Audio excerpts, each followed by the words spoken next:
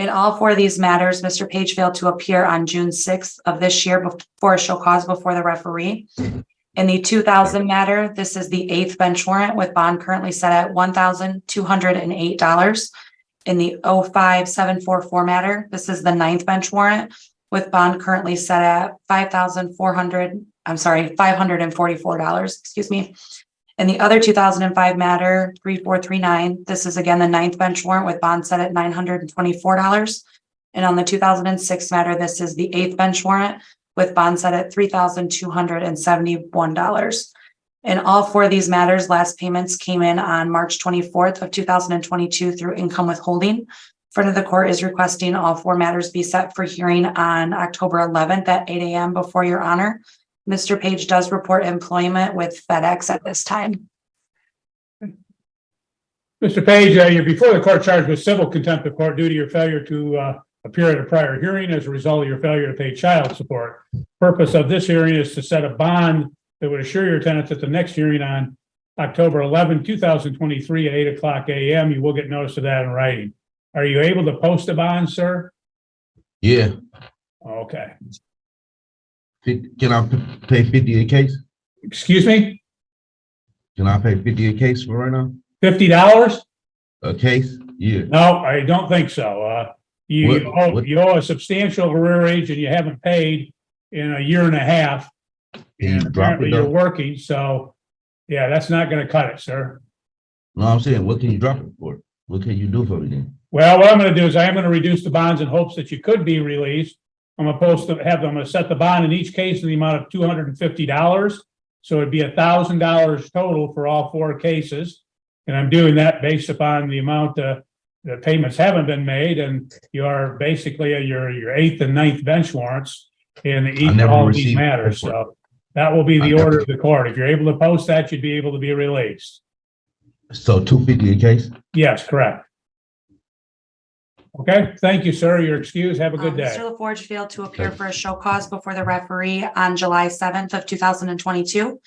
This is the 7th bench warrant. Bond is currently set at $6,385. The last three payments in this matter have all three been bond forfeitures. The last voluntary payment was made through income withholding in 2019. Mr. Leforge reports no new employment. In front of the court is requesting this be set for hearing on October 11th at 8:45 before your honor. Thank you. Mr. Leforge, you're before the court charged with civil contempt of court due to your failure to appear at a prior hearing as a result of your failure to pay child support. Purpose of this hearing is to set a bond that would assure your tenants at the next hearing on October 11, 2023 at 8:45 a.m. You will get notice of that in writing. Are you able to post a bond, sir? I hope so, Okay. depending on the price. Okay. Well, even though it's your 7th bench warrant, the court's gonna reduce your bond in hopes that you would be able to be released. I'm gonna set your bond in the amount of $500. If you're able to post that, you'd be able to be released. Do you have a question? No, sir. Okay, thank you. You're excused. Have a good day. 9 a.m. Attorney Lisa McNiff for plaintiff. Good morning to both of you. Good morning. Good morning, Judge. This matter is set on the plaintiff's notice of submission of consent judgment of custody and uniform child support order. Court would note that we do have front of the court approval. Default was entered back on July 20, 2023. Have you had any communication or anything with the defendant, Ms. McNiff? I've heard absolutely nothing from him, and I did incorporate the terms of this court's temporary order into the final order. Okay. Well, it does appear that everything is in order. The court will enter the judgment.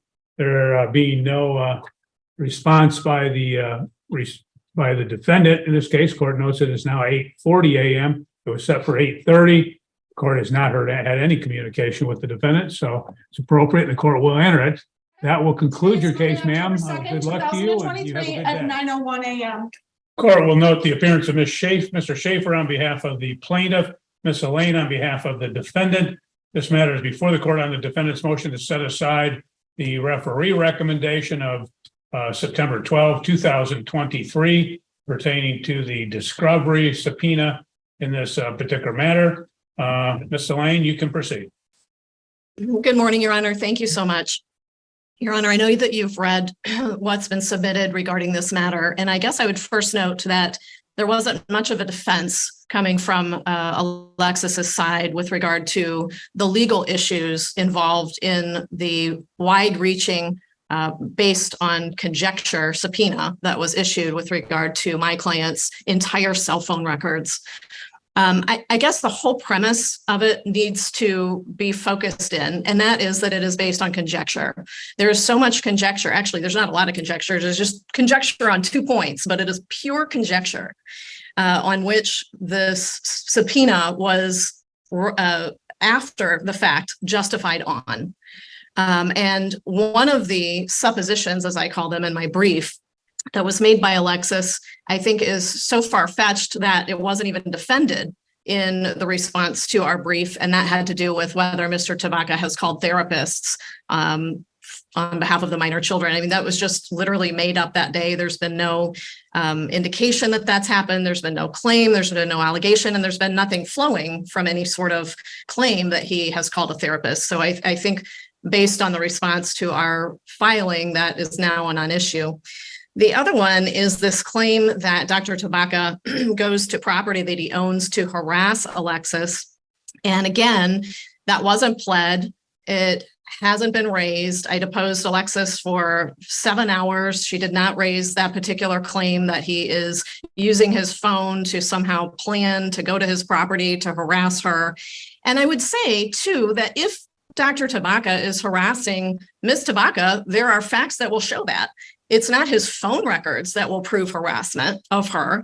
It is things that he is doing. So if she wants to claim that he's coming to his property and peering over a fence or hiding behind a tree, I mean, she can certainly do that and the court can take that for what it is, but the phone records don't show that sort of claim. You know, discovery rules in Michigan also offer protection at the same time as allowing parties to flesh out their case. The flip side of discovery rules is they offer protection to the party about whom discovery is sought. Obtaining someone's phone records, and because this court handles so many family law matters, along with all sorts of other matters, I assume this court feels the nightmare that would come on if every litigant in a family law case were able to subpoena and discover the other party's entire phone record. It's literally just unheard of. I haven't seen a request this broad in any of my cases in the years that I've been litigating family law cases. It's so excessive. It's so abusive. It's so overbroad, and it's a complete and total invasion of Dr. Tabaka's privacy. And I don't think it is a precedent that any court would want to set in litigation, that any party, because if it is granted based on the reasons that it has been requested, then I think what flows from that is any party in any case would have the right to discover the other person's entire cell phone record. And I don't think that's at all what is intended by the discovery rules. In fact, I think that they mitigate quite stringently against such an overreach. And I think that Alexis has completely failed to draw any factual connection between what she seeks and the way that she is seeking it, be it his cell phone records. I guess I don't know what else to say, Your Honor. It's a little bit shocking that the request has been made, and I would hope that this court see through what is trying to be done and deny the request to obtain Dr. Tabaka's entire cell phone record. Okay, thank you. Mr. Schaefer, I note that Ms. Elaine in her motion does set forth saying that much of what you're requesting as it relates to the kids is on the kids' phone records that your client has or can get. So what is it that you're seeking from the plaintiff, from the defendant, that you believe is relevant and I guess appropriate for discovery in this matter? Okay, and I will address that, Your Honor. First of all, discovery is broad. Our position has been that historically, Mr. Tabaka has been a harassing factor in the life of my client and of these children. And I only requested since May of 22. I didn't go back to 2016, which there is a history. And the interesting thing is we've been trying this for 2 or 3 days, and it's all been Mr. Tabaka's testimony basically up to this point in time. There is allegations and proofs that are going to be put out there that This is a concerted effort on the part of Mr. baack to bury my client financially and overwhelmingly, as admitted. Her deposition on irrelevant things took place for 7 hours. Her significant other was testify under deposition for 4 hours on irrelevant things. So there is a history of harassment. I anticipate that his records will show statements of his intent, of what he is doing in this regard, of his in constant contact with the children at the times when they are in the custody of my client at her property. I anticipate there will be testimony between Mr. baack and school officials and other people indicating when he is going to contact them, what he is going to do, and so forth, which is all going to be supportive of our position of the harassment that Mrs. baack is going through. The subpoena was tempered by the referee, and that none of the attorney-client numbers were going to be part of that. What is a little disconcerting is this subpoena was in May of this year, some 4 months ago, and inappropriately, I suggest, that it was blocked by defendant's counsel by sending them at least a indication of representation that a motion to quash was being filed and heard. As indicated in our answer, the emails that I got back from T-Mobile when I followed up why you haven't complied with the subpoena was that they were very vehement that there was a motion to quash that subpoena, and they were not going to do anything until that June 26th date went around. And as it was learned later, there was no motion ever to quash. So I'm not sure what that was all about, but certainly it was inappropriate to do that without filing a motion. So we're here 4 months later. We are about the third day into the hearing, and I don't have access to those records to cross-examine the defendant in this particular matter. And I think it's a legitimate discovery. I mean, discovery is broad. If he's got specific things that he thinks that are not appropriate, I think they can be ferreted out. But I don't think that a quashing of this subpoena is appropriate. It is discoverable items. I anticipate, I hear the argument, well, it's a fishing expedition. It's conjecture. Well, it's not. It is following up and trying to do discovery on elements that we believe are there, that there's a history of ongoing for many years. And I think we need that for cross-examination.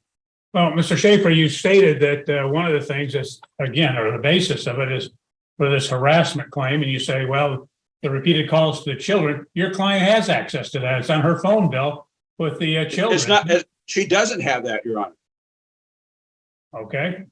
And why isn't it? Doesn't she provide the phone, or is it the defendant that provides the phone for the kids? Well, I believe it's the defendant's providing the phone. Okay. As I recall that part of it. And this Hold was, on, I think we lost Miss Elaine again. Hold on. You're back. You can hear us fine? Judge Kirkham, I've missed so much. Apparently my internet connection is terrible. I'm in another courthouse. May I call in by phone to see if that's any better, because I missed half of the argument? Sure. Your Honor, a couple things with regard to the children's phones. First of all, there was a subpoena issued for the children's phone records as well. And during the hearing with the referee, we waived any objection to that subpoena. So that subpoena is being executed as we speak. And so Mr. Schaefer and Ms. baack will have the entire phone records of the children. Okay. And Mr. second, Hold on, Miss Elaine. Hold on. Mr. Schaefer, you're going to get those records then. Doesn't that take care of that issue? I don't know if I'm going to get the records or not. I haven't gotten them yet. I've submitted them, and T-Mobile is still communicating with me that there's problems going on, and I don't know exactly what the problems are. But the thing is that I don't think I'm prohibited just from one source. And there are other reasons. Well, Mr. that Schaefer, I- I'll tell you, just so you know, I'm not going to allow you to go in and get everything that Mr. Tabaka has on his phone records because of this particular claim. If it's relevant to the claim, I'll let that, you discover that. But if it isn't, then I'm not going to just simply let you and open up all of his records under the guise that, oh, it's somehow relevant or discoverable or material. I mean, I want to have some connection before I'm going to allow that. Well, the connection, Your Honor, is what I argued before, is that this has been an ongoing harassment on Mr. Tabaka's part, that I anticipate that his phone records are going to verify that with third parties. And so I think that is certainly relevant to the issues here. But And you it's mentioned specifically the calls to the children. That's And one of them. That's one of them. And that's one, you said there were some issues concerning school officials. Couldn't they testify that he's called and harassed them? There will be some that will be subpoenaed who will come in, but I certainly think it is relevant and very material that we have the phone calls that he in fact made and the records of those to whom he made of the school officials. Your Honor, this is a fishing expedition. I mean, I think it's becoming crystallized even more than it was for me before. It's just a fishing expedition. This is the first mention now of school officials. So Yeah. that wasn't mentioned at the hearing and it wasn't mentioned in the brief. I mean, he's just pulling things out of the air to try to draw some thread. Your Honor, this is no different than any other discovery. 7 hours, my client was asked of things that went on for years and years, many of which Okay. was irrelevant. Quite frankly, I don't care how long the deposition is. It's not germane to the subpoena. So unless you can tie it up to the subpoena, the court's not really interested in it. Okay, very good. Then I submit that there are relevant issues as to his contact with school officials, his contact with third persons, as to his activities, as to when they did his harassment efforts against the plaintiff and the children. Okay, well, I think that's obviously overly broad. I've already stated that you're able to acquire the contacts and communications between him and the children. To do that, I don't know that as it relates to the issue of the school, I don't know how that's germane to the issues before the court or the referee. If there's a harassment claim or you're looking after a personal protective order, it would be germane at that point, but I don't think it is at this point. So the court will. May I address that last issue, Your Honor, before you rule? Go ahead. There is going to be testimony that there was a counselor at school that Mr. Tabak had contacted and threatened to sue because the counselor had made allegations that the child had said that he was physically abused by Mr. Tabak. And as a result of that threat of a lawsuit in relation to this counselor changed positions. And so that certainly is relevant to the harassment that has been ongoing and the intimidation in relation to the school officials. So that's certainly something that is specifically going to be in his, reasonably in his phone records. Your Honor. Yeah, hold on, Mr. Schaefer, do you have a phone number of that counselor? So. At the moment, I do not. Okay, well, what I'm going to do in this matter, I am going to allow, again, the subpoena to the extent that, and we'll put the numbers in it, to the extent of his contacts with the children at their particular phone numbers. And Mr. Schaefer, if you get the phone number for this particular school counselor, we can put that in the order as well and say that that it is discoverable as it relates to that communication between the defendant and that phone number. But that's the extent of it. Otherwise, I am going to quash generally the subpoena, except with those conditions.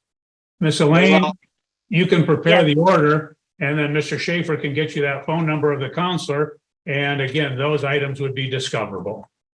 Okay. Thank you, Your Honor. Okay, thank you. And you can submit that under 7-day, obviously, provided Mr. Schaefer gets you that number. Mr. Schaefer, I'd have you get her that number by the end of the week so she can comply with the 7-day notice.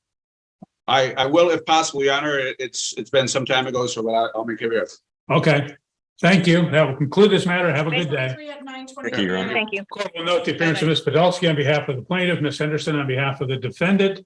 This matter is before the court on the plaintiff's motion to modify parenting time and other relief. Ms. Podolsky, have you received Ms. Henderson's response or her answer? I have, yes. Okay, I just wanted to make sure you'd seen that. Go ahead. I have. Thank you. Thank you, Your Honor. First, I just want to be clear. We are not seeking to change the parenting time in an attempt to change custody or for a change of circumstance or anything of that nature. When these parties got divorced, they agreed to a schedule that accommodated the defendant's work schedule. It's a 4 days on, 4 days off. And at the time, the defendant was working a night schedule. Since his employer shut down their Battle Creek operations and he's moved to Kalamazoo, he's now on a rotating day and night schedule, still working that 4 days on, 4 days off. However, he refuses to communicate that schedule to my client to tell her when he's working a week of days, when he's working a week of nights. Because of that, there have been disruptions to the routine. He has had to modify pickup and drop-offs. He's contacted her at the last minute to make changes because of this schedule change. She has asked him to provide the schedule to her. He refuses to do so. She has tried to work with him in the best interest of the children to modify their parenting time schedule so there aren't these last-minute changes, but he's not doing so. In their answer, they do admit that the goal of these parties when they created this 4 day on, 4 day off schedule was to work in the best interest of the children because they believed as parents, they should be the ones caring for these children, not third parties, daycare providers or babysitters. In their response, they propose that he use his girlfriend or his father as somebody who can care for the minor children. However, that goes against what these parties had agreed to do with their divorce and what he's admitted here to in his answer. Further, we do have concerns about his girlfriend having putting hands on the minor children. His father has left the 7-year-old home alone before. So we're not exactly trusting in these individuals he's proposed. What we are asking is the night before he starts his day shift swing, when it's going to be my client's parenting time the next day, that he return the minor children to her at 8 p.m. She'll ensure that they get up, get to school. We're not asking that this be a change in overnights for child support. And again, we're not seeking to do this to change custody or for change in circumstance. We're just trying to act in the best interests of the minor children. Second issue in the motion, Your Honor, was the concern that the defendant is drinking alcohol to excess during his parenting time. The children are reporting this to my client. She has seen photographs. She has seen videos of this. She has seen him in a vehicle drinking. And now, since the filing of this motion, she has been contacted by Child Protective Services.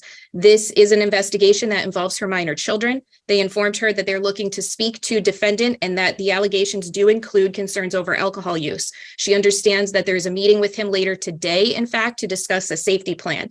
So we believe that it's more important than ever that these parties have a clause in their order that prevents them from consuming alcohol during parenting time and in the 12 hours prior to parenting time. This is no concern to my client. Again, she's the one proposing this. And if defendant's alcohol weren't a concern, he wouldn't be objecting to this type of provision. Third issue, Your Honor, is the issue of communication during the other parent's parenting time.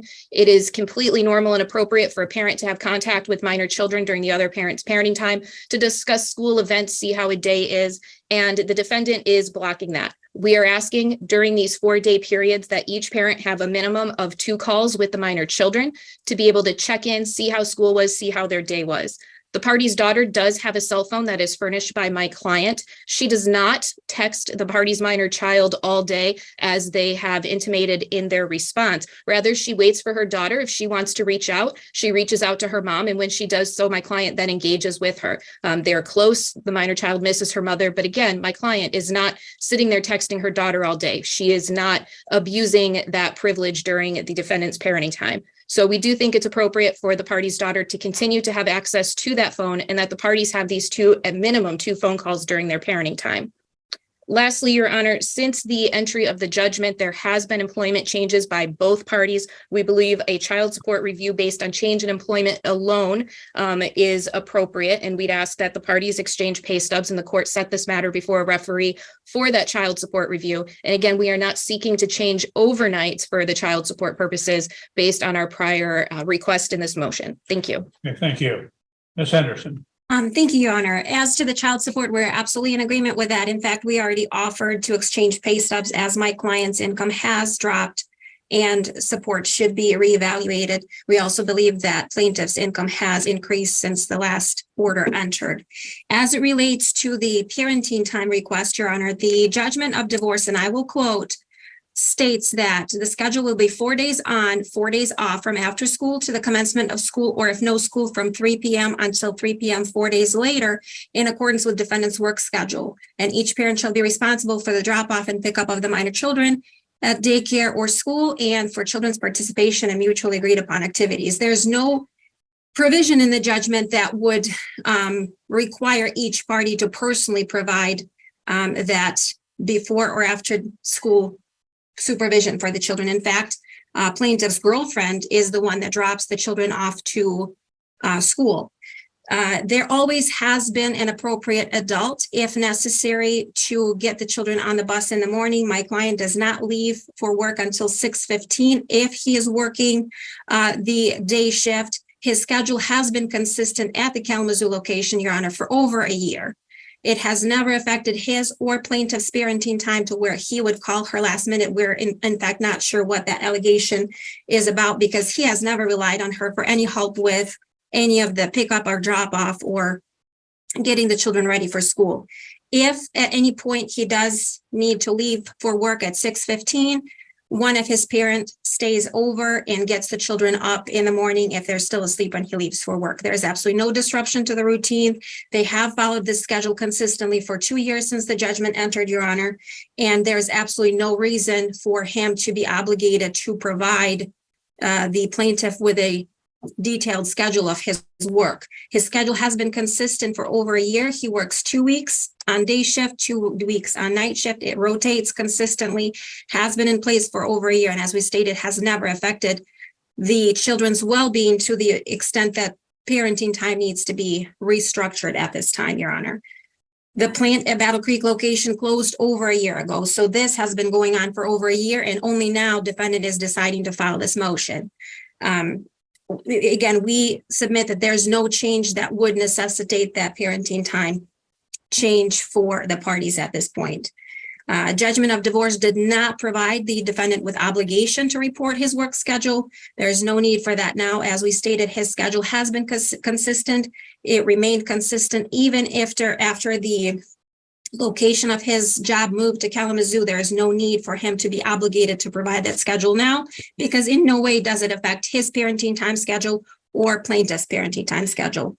As to the phone contact, we are absolutely in agreement with reasonable contact, except plaintiff excessively texts. The older child causes her anxiety. She gets angry at her if she does not respond immediately, which obviously affects the quality of parenting time that defendant is able to exercise with his children. We have no problem with one check-in call or text during the 4-day span, but it should not be 2 phone calls every day, because that is excessive and disruptive for the minor children and their activities with defendant.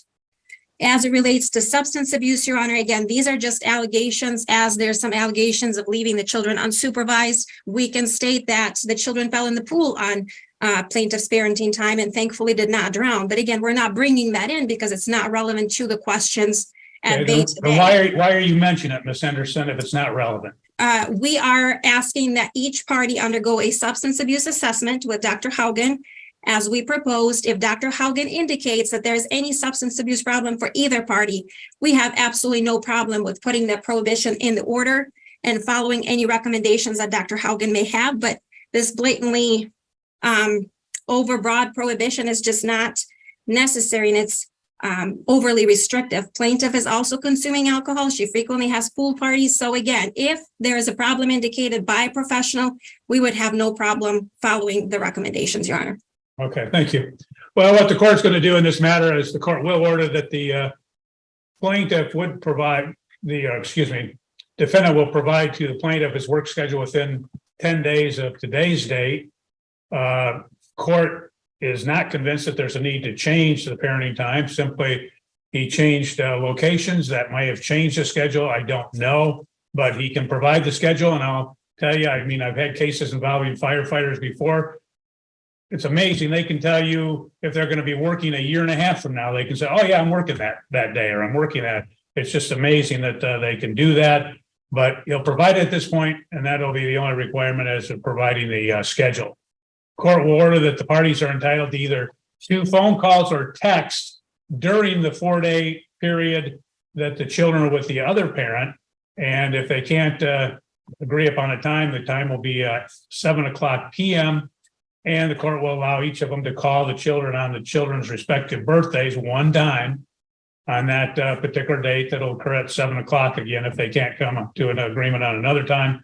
The court will order that neither of the parties would consume alcohol during the time the children are in their respective care. And the court will order the matter to the referee for a determination on child support in this matter. So that will be the order. Ms. Podolsky, you can prepare that and submit it under a 7-day notice of entry. Okay, thank you. Thank Your Honor, you. just to clarify, the alcohol prohibition only during parenting time? Correct. And is the court at this time not ordering that parties undergo substance abuse I assessment? didn't say that. Did I misunderstand? So I'm not ordering if I didn't say it. Okay. Thank you. Thank Have a you. good morning to everyone.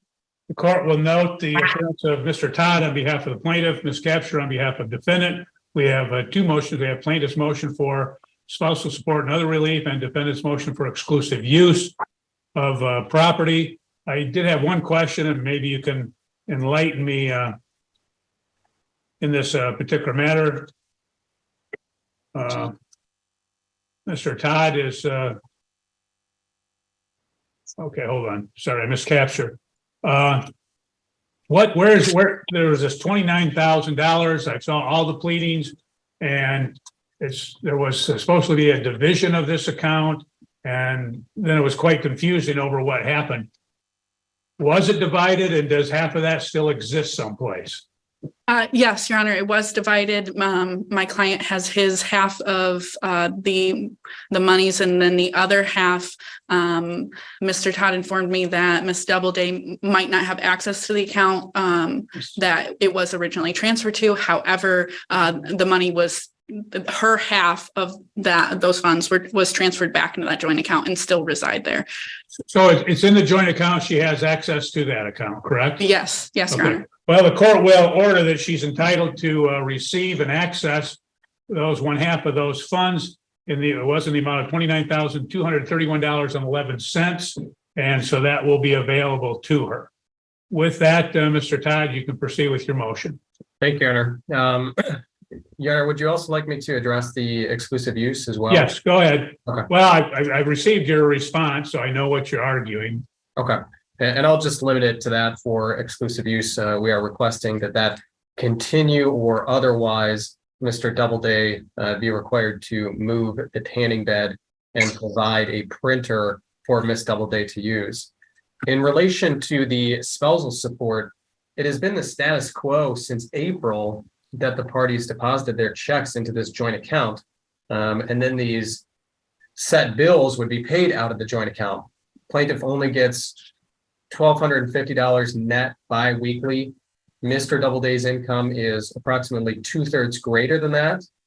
In the answer, I believe that it's indicated that Mr. Doubleday, in essence, would continue to pay half of the mortgage, half of the insurance, half of the taxes, half of the phone, half of a car insurance payment. I believe that is, in essence, the answer.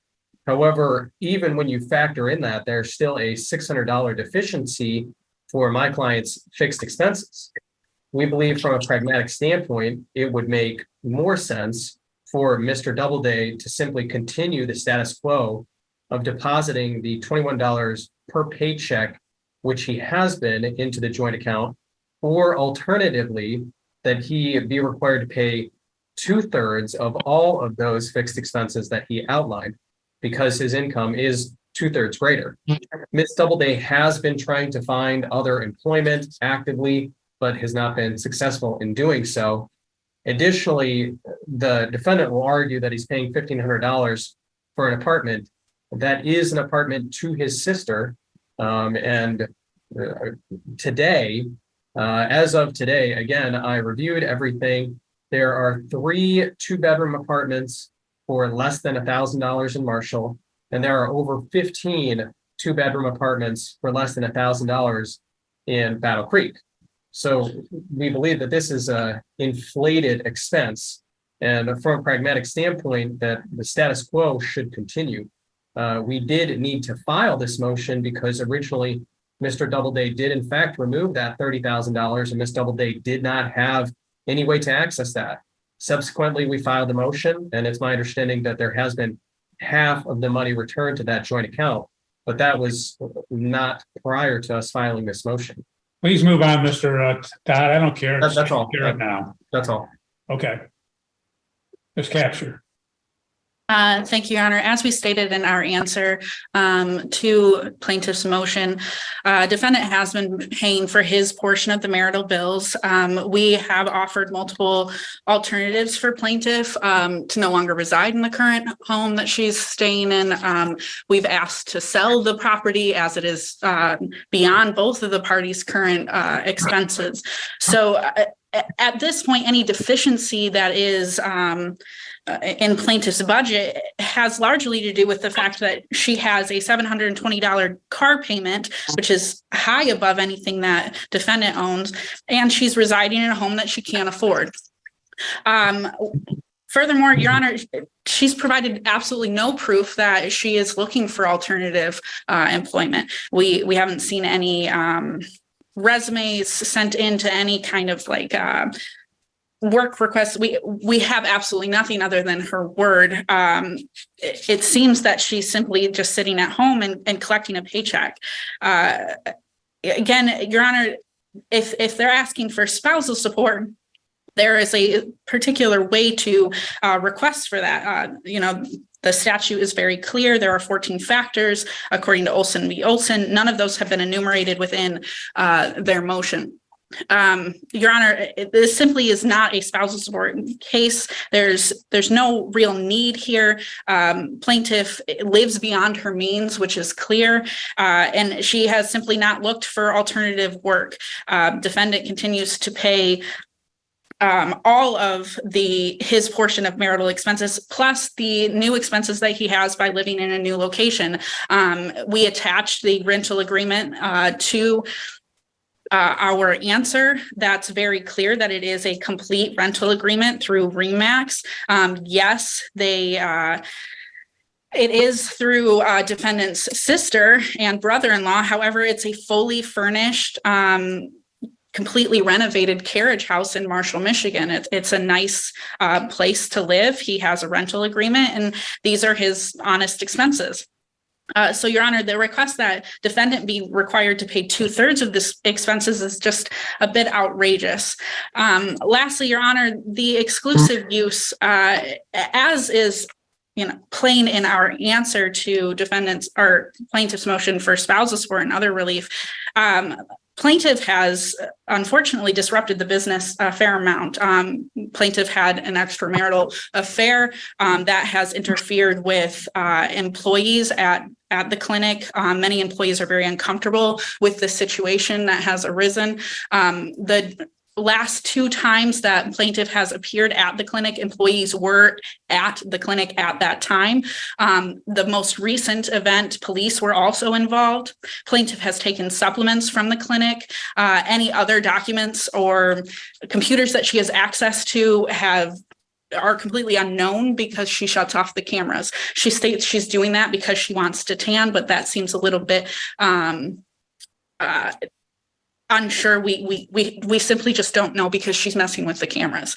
Your Honor, we're asking that defendant be granted exclusive use of the clinic, as plaintiff has no reason to be there. If she wants to tan, she can pay for a tanning membership at any place. She does not have exclusive rights to use the tanning machine after hours. And Your Honor, we are asking that the status quo be maintained.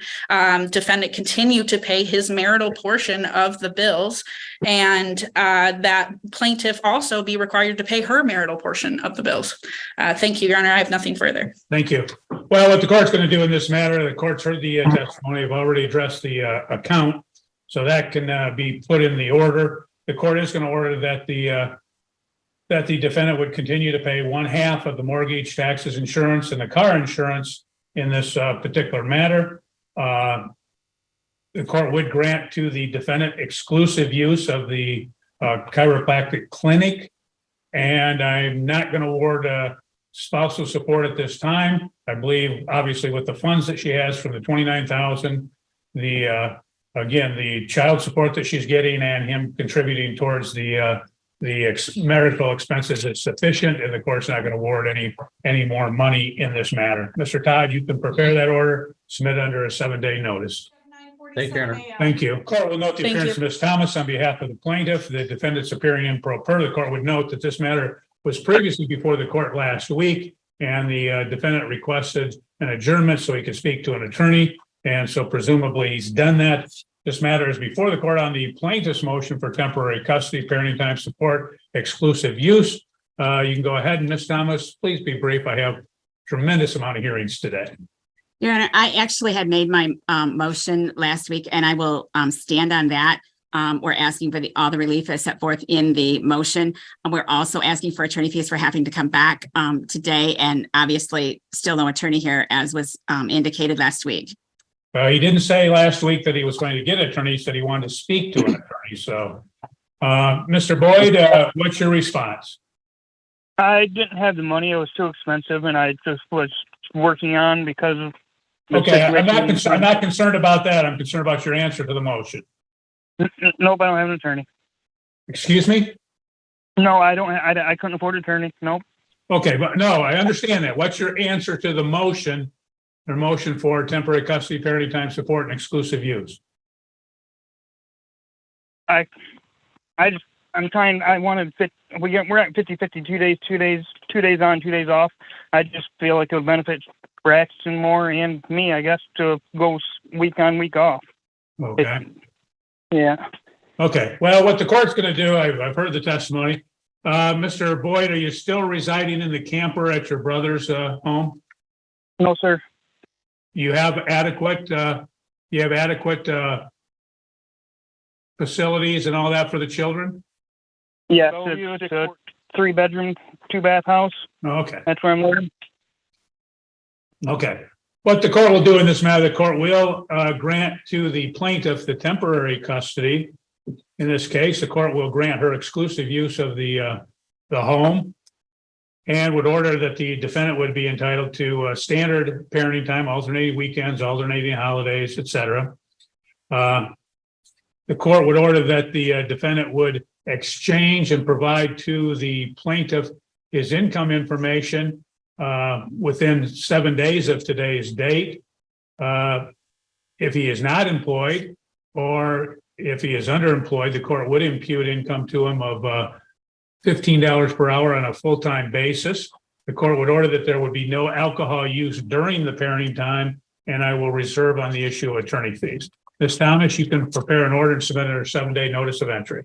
Your Honor, can I just ask a quick question? So no alcohol during parenting time prior to, is that a restriction or no? I just want to make sure my order is correct. Nope, I didn't say that, so that's not in the orders. During the Okay, time that parenting time occurs.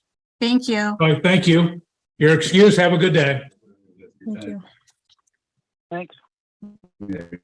Denies ever making a statement that he was.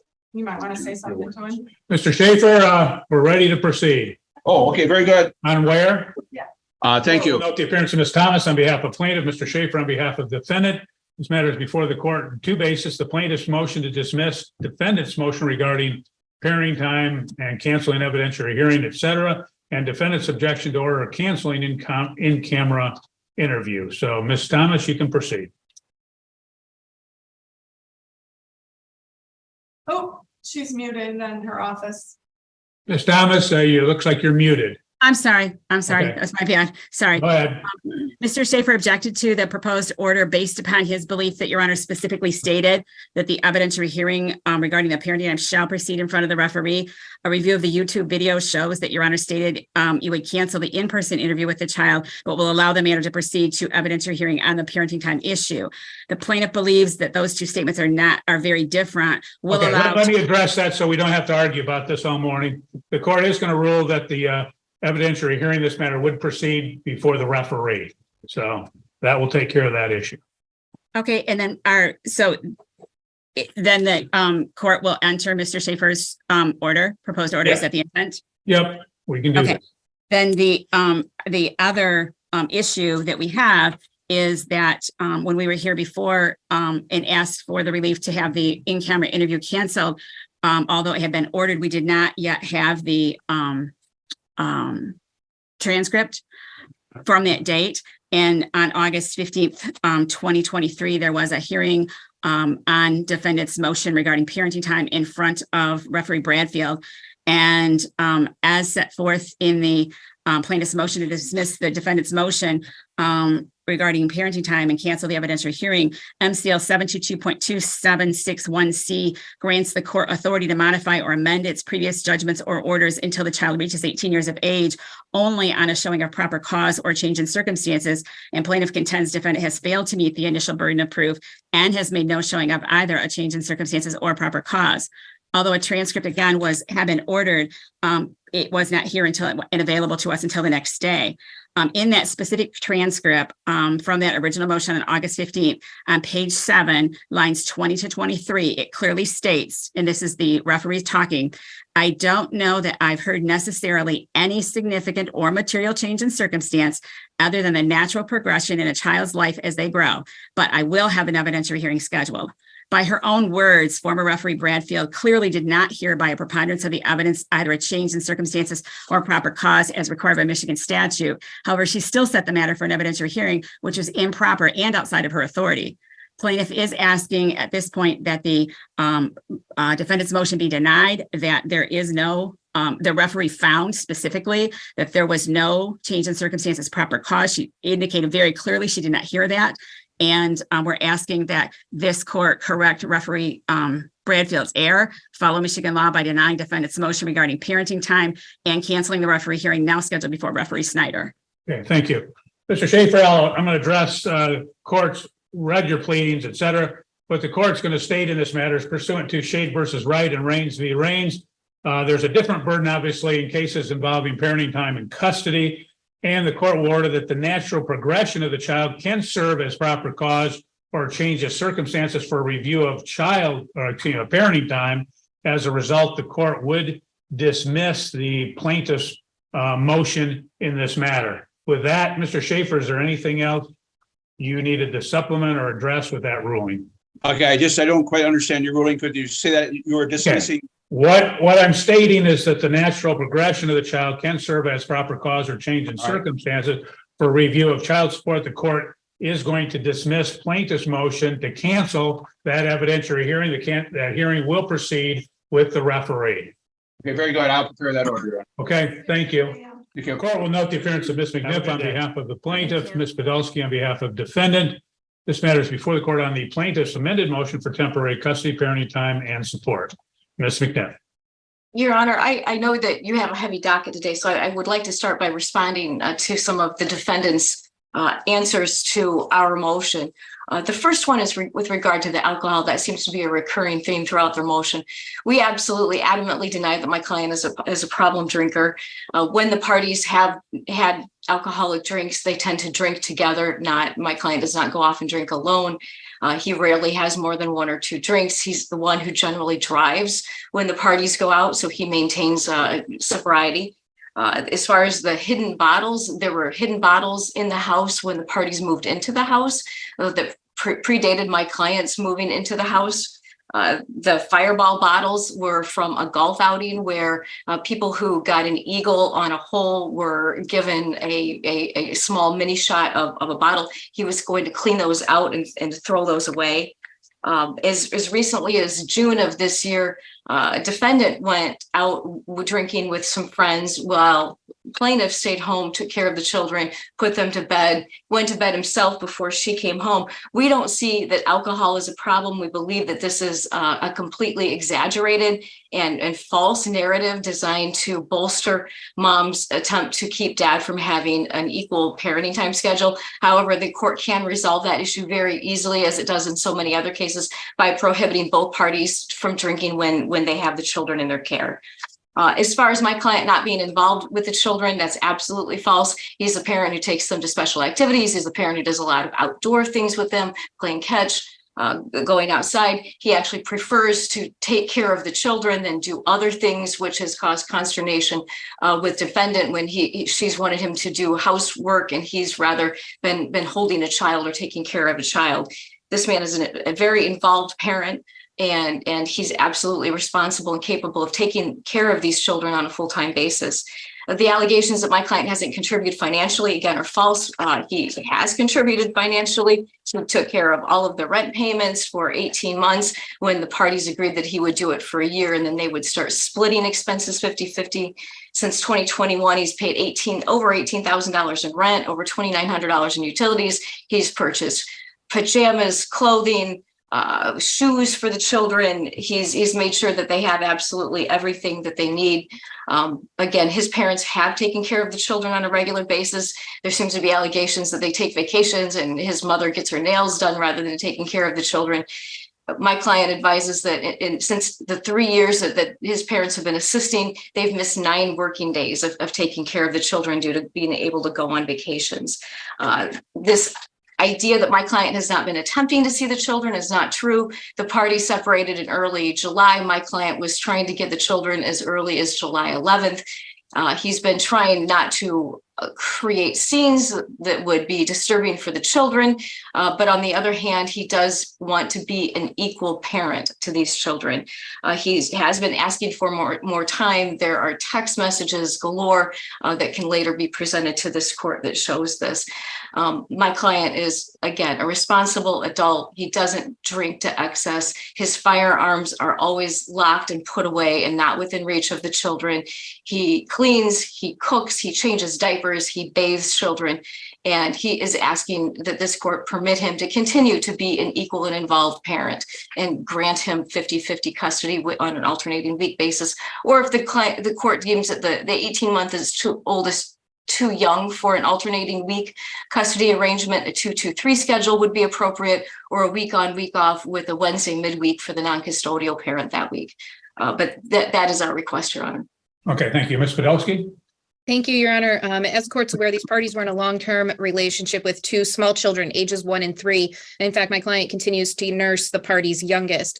The plaintiff left at the beginning of July, as stated by counsel, and since then, for the last 90 days, has exercised 36.75 hours of parenting time. He is not asking for parenting time. In fact, when he first moved out, he went about a week and a half without seeing the minor children, and my client had to contact his mother to find out what was going on. Was he wanting to see them? She didn't know what he was doing. He does not ask for them. He relies on my client to create a schedule. And then when visits are offered, he has canceled them. In their motion, he states that she refused to allow the minor children to attend a cousin's birthday party. However, it was in the motion that she first heard about it. And defendant stated to her, well, I knew you were going to deny it. That's why I put it in there. It's not denied if it's not asked for, Your Honor. And he's not asking for parenting time. He is minimizing his alcohol use, and that is significantly concerning to my client.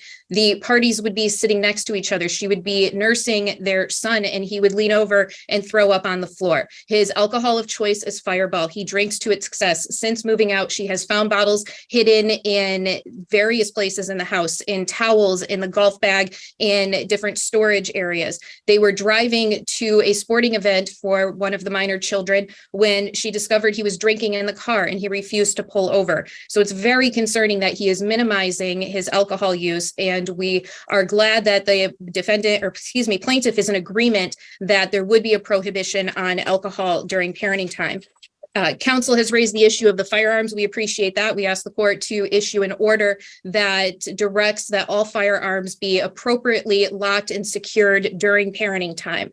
It has been clear for the last 90 days since these parties separated that the plaintiff has not been taking an interest in parenting time. This is very similar to when the parties were together. He relied on the defendant for all of the parenting needs of the children, the feeding, the bathing, the activities.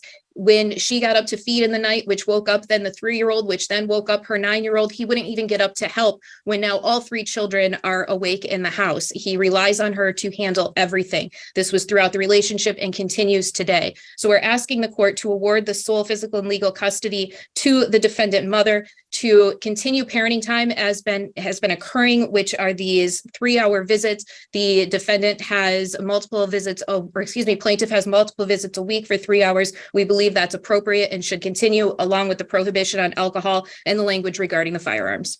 Okay, thank you. Can I respond briefly, Your Honor? No, you don't need to. Thank you. Court will, in this matter, the court is going to grant to the parties joint physical custody, but it does appear that, again, the parties did separate in July of 2023, and the defendant has had minimal contact since that time. The court is going to award to the defendant physical custody, which will mean the court will grant to the plaintiff standard parenting time, and the court would order support consistent with the formula and the defendant to provide proof of income within 7 days of today's date. Court will order that the parties would communicate through our family wizard. And again, the parties had agreed, or at least it had been agreed in the answer, that the parties would not utilize or send the child with one of the children with a recording device. So, but I want that in the order. Party would order that, the court would order that there be no alcohol consumption during the plaintiff's parenting time, and that he would properly store all firearms during those times as well. I'll ask Ms. McNiff that you would prepare that order and submit under 7-day notice. I will. Thank you, Your Honor. Okay, thank you all. And court will note the appearance of Ms. Thomas on behalf of the plaintiff, Ms. McNiff on behalf of defendant. This matter is before the court on the defendant's motion to modify parenting time and other relief.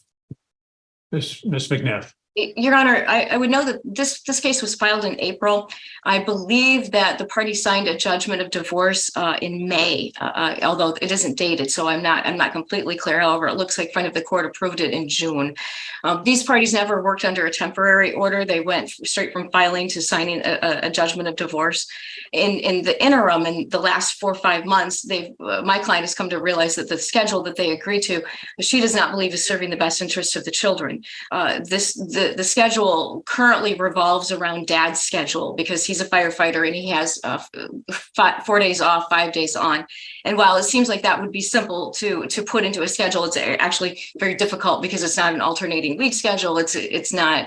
It takes my client a great deal of time to input it. She's asked him to put it into our family wizard, which the parties are utilizing, and that simply hasn't happened. She has to schedule all of her work around his schedule, which makes it very complicated for her. And while the response was, well, they've been doing this for years, she understands it. Also, they were a family unit at that point, and it was a little bit easier when you had combined extended family to help with the children.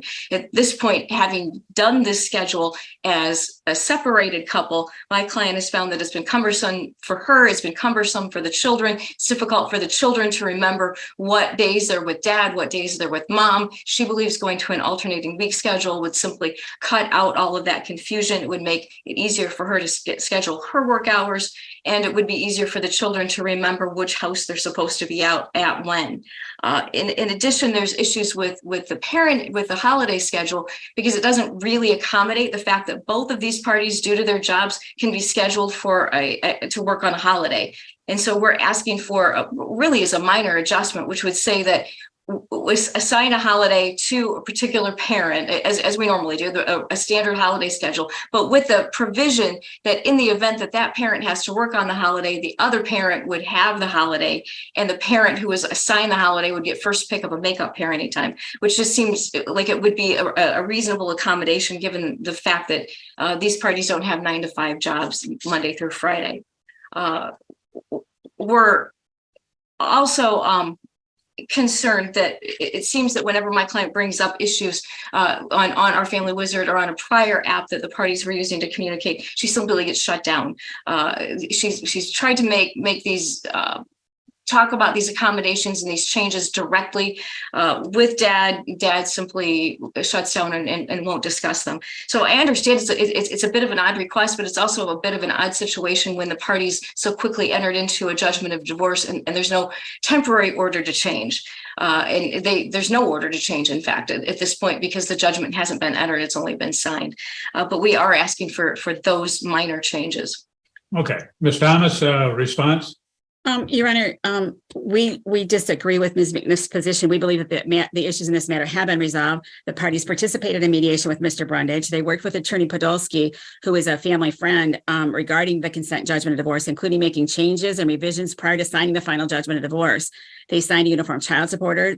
Those consent orders, along with a judgment information form, was submitted to the front of the court, who has in fact approved the judgment of divorce and uniform child support order. And this matter is actually set for a pro confessor hearing 2 weeks from today.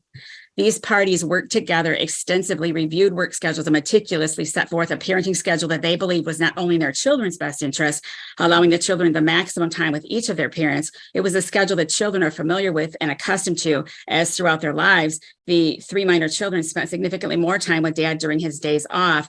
With mom's proposed schedule, on the other hand, the children will spend significantly less time with dad. And upon dad's belief, the true reason behind the request is based upon mom's boyfriend's parenting schedule with his children, rather than the fact about what's in these children's best interest. This is the same schedule that has gone on throughout the marriage. The fact that it's too confusing or difficult to work around is disingenuous. Dad's schedule is very typical for a firefighter. Mom's schedule is not all that atypical for a nurse midwife. Although presenting dad's work schedule as difficult to work around, it has been worked around by hundreds and hundreds of families with firefighters, including mom, throughout this marriage. And in the city of Marshall, there's not been recurring changes. In fact, no changes to said schedule in over 10 years.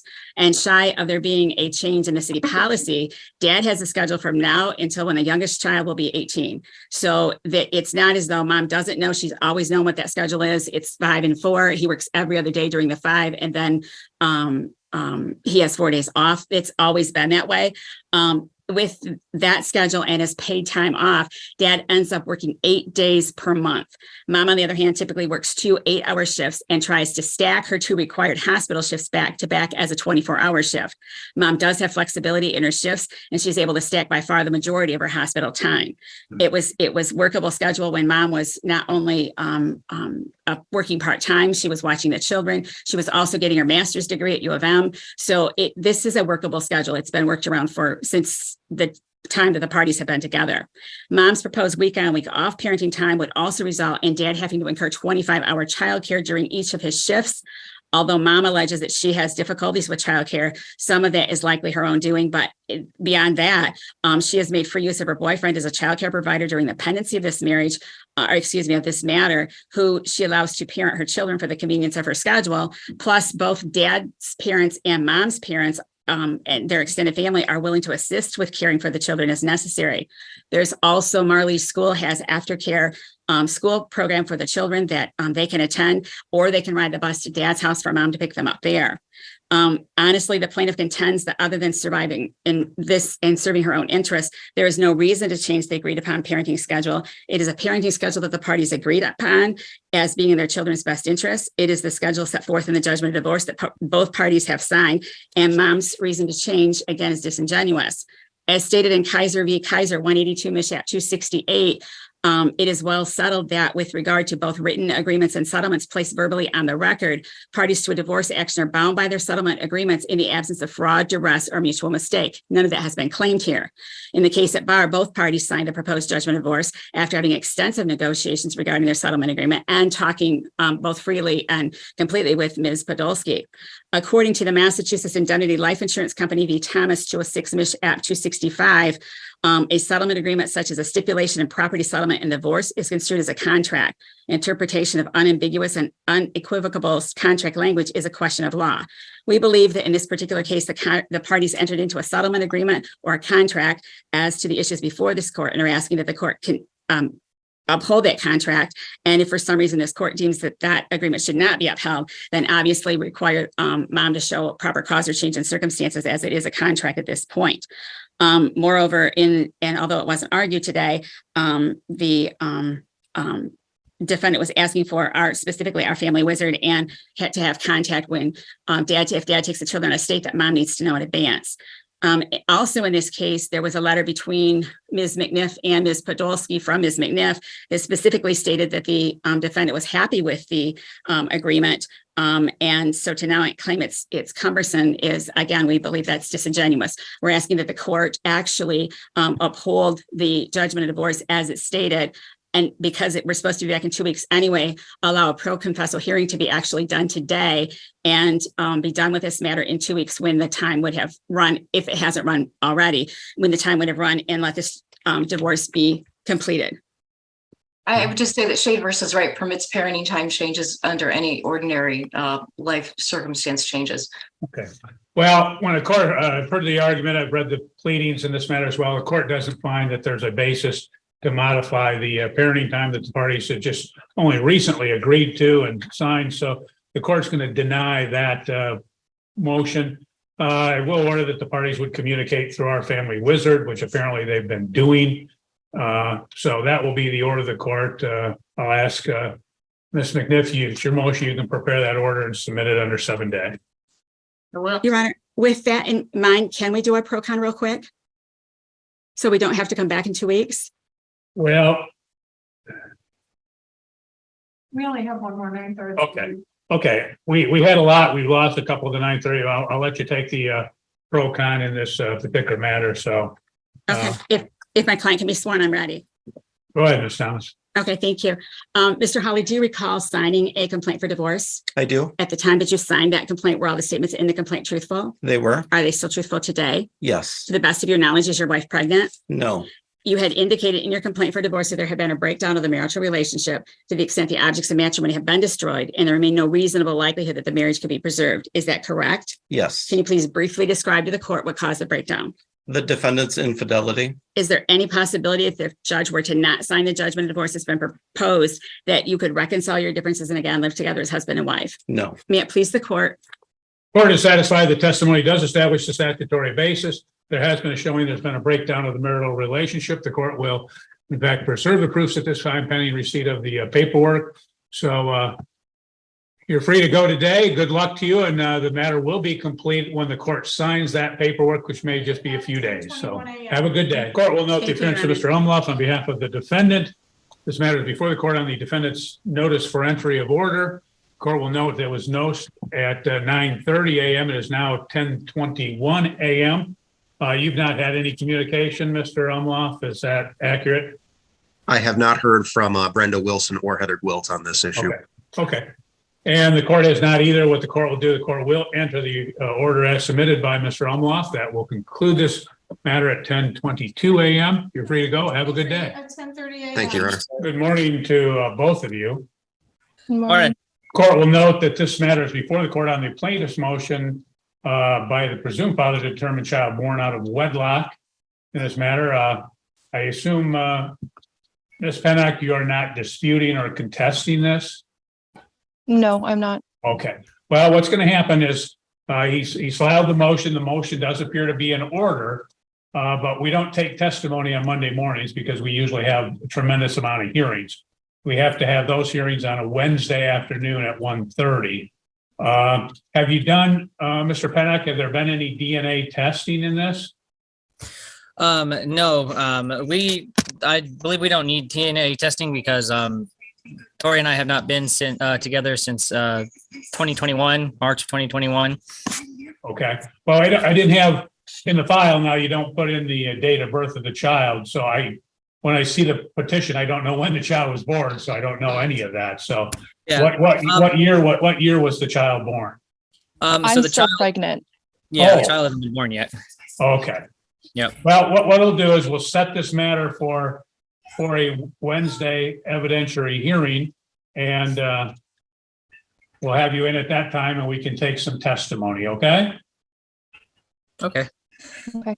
So just contact my office and let us know when you're available on a Wednesday, and then we can proceed at that time. All right. That sounds like a plan. Thank you. Okay. We're probably looking at a week from Wednesday, only because we have a lot of those hearings on this Wednesday, but I think we'll be able to get in a week from Wednesday. Okay. Okay. Yeah, we'll make Thank sure to you. call and get that set up. Thank you. Yep, call us and set it up, and then let Ms. Pennock know, and so she can appear and render some testimony as well. We did have maybe one more question. Okay. Just about what other paperwork we might be looking at just to finalize everything after we do the testimony. Did you, I think you, based upon the petition, you got that under MichiganLegalHelp.org, correct? Yes. When we give the ruling at that time, or you can get a order, and the order is right after your petition, you can just kind of fill that in and then get that to us before the hearing, and then we'll be able to get that order entered on that date. Okay. So We did also have one more question. I'm sorry. Sure, go ahead. I was talking with my health insurance, and we were hoping to have Tori continue to stay on my health insurance to help with the baby and everything. My insurance company just mentioned something about a possible, court order for that, to let them know that we would like to continue to have her on my Well, insurance. let me tell you, the court that has no authority to grant an order a company to continue to maintain insurance. Oh, okay. I will tell you, and that may come into play on the when you want to finalize this, but if the court enters an order determining that that child with whom she's pregnant is not issue of this marriage, a child born out of wedlock, the insurance company will not cover that child. Oh, okay. All right. Thank you. So I don't know when she's due. When are you due, ma'am? I'm not due until January. We're in an odd situation because it's an amicable divorce. So like I'm actually upstairs and he is downstairs right Okay, now. I understand. I'm just saying what happens is you may want to put off that hearing that I was saying for a week from Wednesday, because once I enter that order determining the child's not issue of this marriage, I'll almost guarantee, although we don't guarantee, but I'll almost guarantee the health insurance company will not cover that child. Well, so it's not the child that we were looking at having covered. It was just to continue for me. So I had insurance for the remainder of my pregnancy because I'm a stay-at-home parent. So I'm on his work insurance. Okay. And he did call and talk to them, and they said that they had no issues continuing to cover me if they had a court order. That was more what it was, so that I'm not without insurance for the last 3 months of my pregnancy, because I'm due after renewal point for most insurances in January. Case is 187 days. Okay. Open in March. Okay. Well, again, what's going to happen is if we enter the judgment, because we could enter the judgment now, it's been more than 180 days. If we enter the judgment without an order stating that the insurance has to continue, they will take you off the insurance. And I will tell you, sir, what they're probably going to do, the insurance company will probably come back to you and say, hey, you have to start paying for her portion of the insurance. Yeah. Okay. I'm sorry. I'm not sure then what to do. That's fine. I can look into something. So Yeah, I know we also why don't you talk about it? But as soon as we enter those orders, I can guarantee that your insurance coverage is going to change. I mean, I do have Michigan Medicaid as a secondary because I have no income. He just has got, so I've got it. That's where it's a little confusing because I am on Medicaid as a secondary because I'm pregnant and a stay-at-home mom going through a divorce, but I'm also on his like work insurance. I think we were hoping today to kind of just see if we could get more answers. It's like, he's not the father. There's no way he could be the father. So we were trying to see if there was a way, if the judgment is entered before she is born, then the birth certificate issue is what we were looking at, because we don't want him on the birth certificate. He doesn't want to be on the birth certificate. Would that mean then that he wouldn't need to be put on her birth certificate if the judgment goes through before I have the baby? Okay. Well, we can address that. Why don't we do that is we'll address that. Why don't we just keep it on? Let's do it. Call my office, make sure we can do it. We'll do it next Wednesday, a week from Wednesday. And then maybe we'll have more time. We can filter some of this out because I have other hearings that I'm waiting on. Okay, yeah. Too. Yes. All right. We can do that. Thank you so much. Okay. Thank you. Have a good day. Thank you. You too. Court will note the appearance of Ms. McNiff on behalf of the defendant, the plaintiff appearing in pro per. We have two matters: the defendant's amended order to show cause to hold plaintiff in contempt and plaintiff's motion to enforce parenting time based upon what had happened previously. And the plaintiff's response, I assume that we're going to need an evidentiary hearing on the contempt issue. So that leaves us with just the matter of the enforcement of parenting time. Ms. Taylor, when I read the response in this matter, the defendant has stated that, again, apparently it appears he doesn't have any opposition to you taking Austin to Orlando, but that he has already purchased the return flight from Battle Creek, and he's provided that information to you.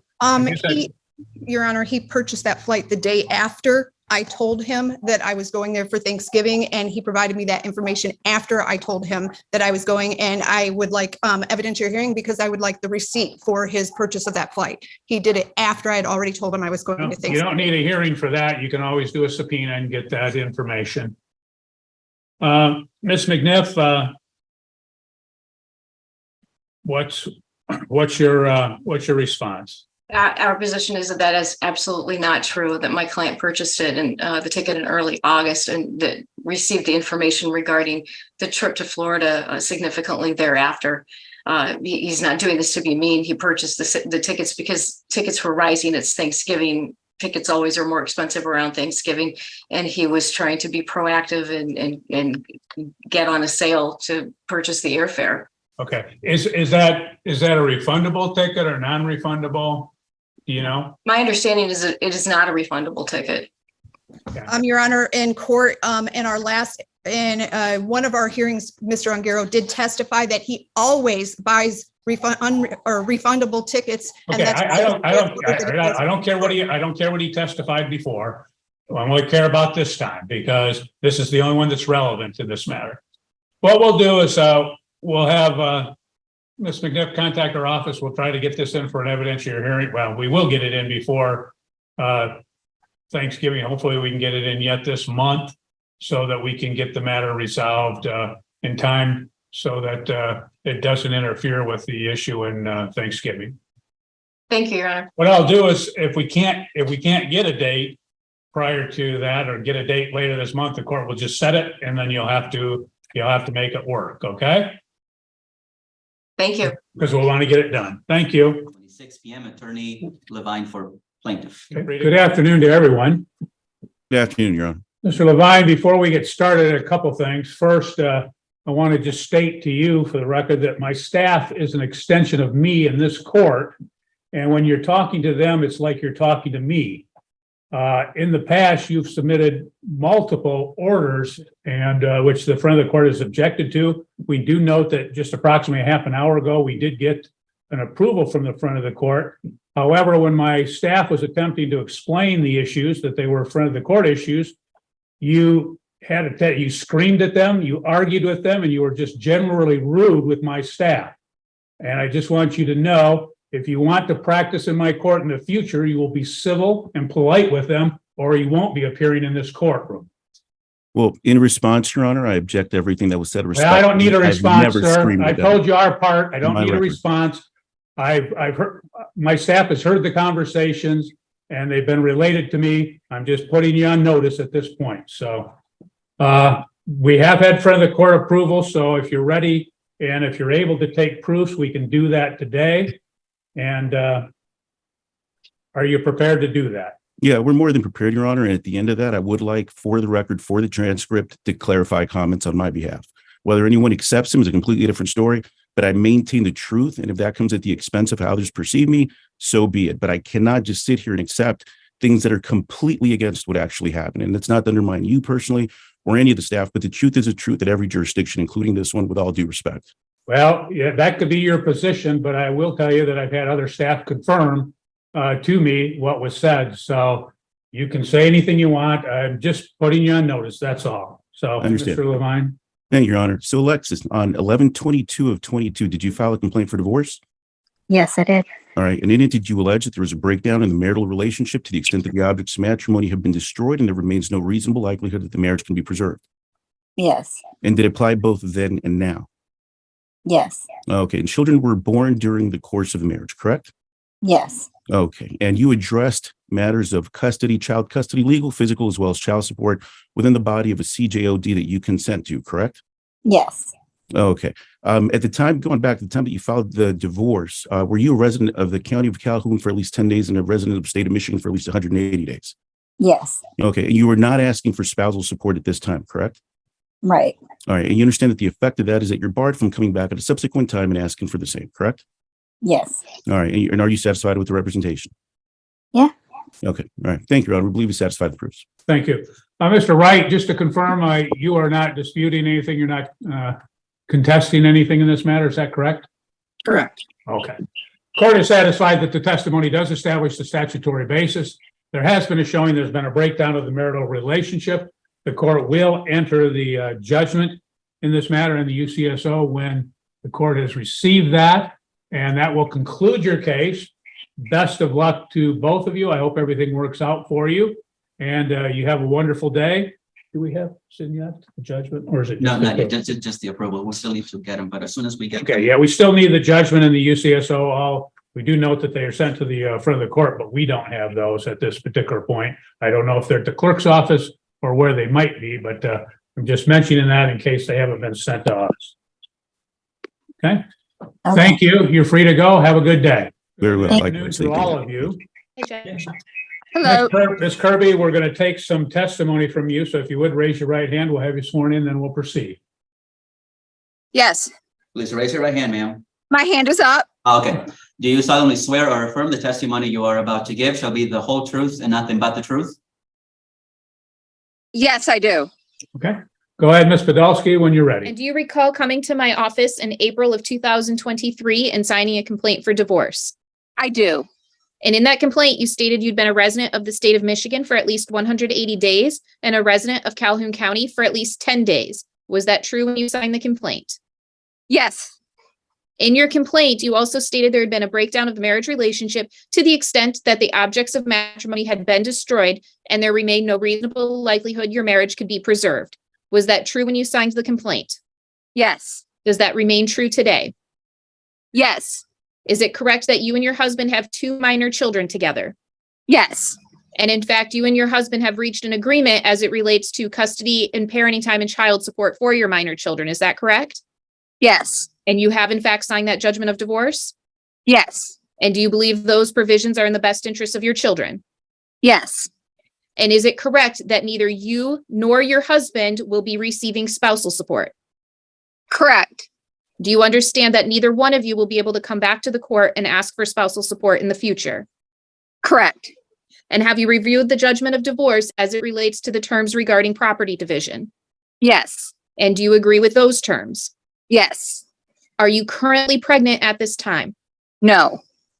If for some reason the judge were to not sign the judgment here in a couple of weeks, do you believe there's any chance at reconciliation with your husband? No. Thank you. May it please the court. Thank you. Mr. Kirby, you've signed all the paperwork, is that correct?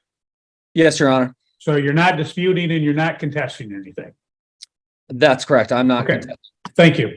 Court is satisfied that the testimony does establish the statutory basis. There has been a showing there's been a breakdown of the marital relationship. The court will preserve the proofs in this matter. It will still take us about another 21 days or so to get this entered because our 180 days has not run. The court will sign the paperwork at that time when we have all of that. So you're not divorced until I sign the paperwork, but I will get that done as soon as the time frame is run. So best of luck to both of you. I hope everything works out for you. And the court will end this proceeding at 1:36 p.m. You're free to go. Plaintiff and Attorney Wesley Todd for defendant. Good afternoon to everyone. Ms. Reed, enlighten me, what's happening in the case? We currently have mediation set for October 18th. Mediation was rescheduled at the request of Dr. Haugen, so he had time to prepare the report and recommendations. We are still awaiting those reports, and I plan on following up with Dr. Haugen today to see where he's at. Okay. Mr. Todd, is that your understanding as well? It is, Your Honor. My client has one more meeting with Dr. Haugen scheduled for the 6th, but then, yeah, mediation the 18th. Okay. Why don't we do this, is we'll reset this for about a month out. You should be able to get everything you need and get the mediation complete, and then hopefully we can come back and get resolution. Okay? Great. Okay. Thank you all. You're excused. Have a good day. Thank you.